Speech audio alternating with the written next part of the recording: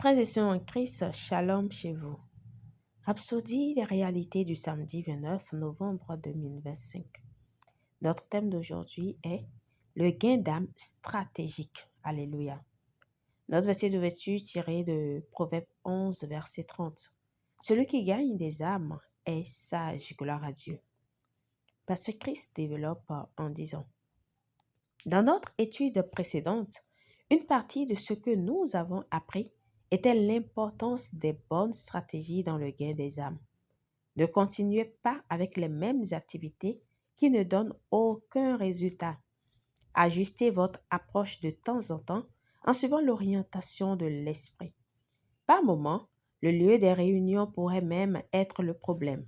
Un simple changement de lieu ou de format de vos réunions pourrait faire une différence significative. De plus, l'évangélisation peut parfois coûter de l'argent et c'est bien. Planifiez donc vos actions d'évangélisation comme s'il s'agissait d'événements importants.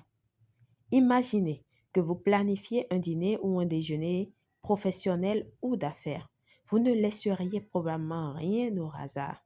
De même, assurez-vous que tous les détails fins sont pris en compte lors de la planification de vos programmes d'évangélisation. Habillez-vous bien, créez une atmosphère joyeuse et rendez tout inspirant. Et voici une clé vitale.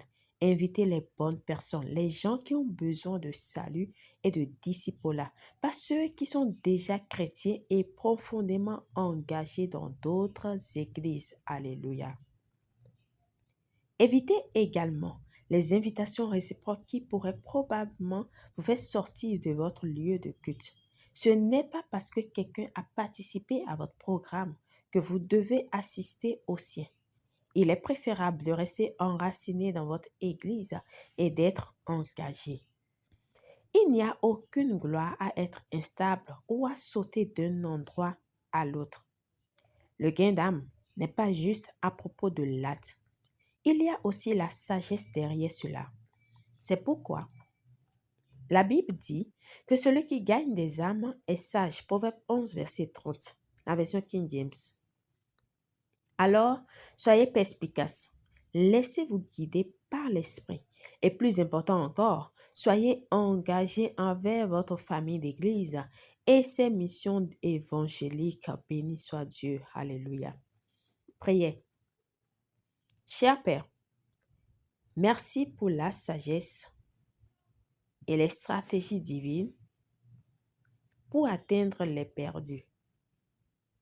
Je suis efficace dans le gain des âmes, sage dans mon approche et fructueux dans les résultats.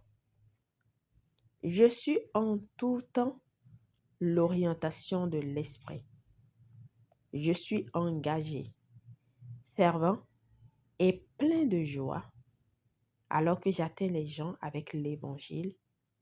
Au nom de Jésus, Amen. Pour une étude approfondie, nous lisons Ecclésiaste 10, verset 10, 1 Corinthiens 9, verset 21 à 23. À présent, nous aimerions vous donner l'opportunité de recevoir le Seigneur Jésus-Christ comme Seigneur et Sauveur de votre vie. Laissez votre âme être gagnée par cette rhapsodie et par cette confession. La Bible nous dit que nous devons croire dans notre cœur et confesser de notre bouche et nous recevons le Seigneur Jésus-Christ comme Seigneur, Sauveur de notre vie en faisant la confession. Alléluia. Alors, nous vous invitons à faire cette prière si vous croyez déjà en Jésus-Christ.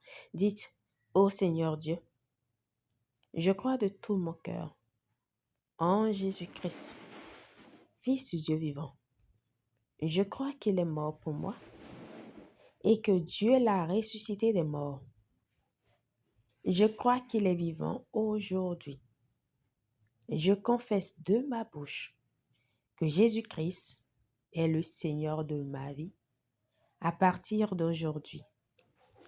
Par lui et en son nom, j'ai la vie éternelle. Je suis né de nouveau. Merci Seigneur d'avoir sauvé mon âme. Je suis désormais un enfant de Dieu. Alléluia.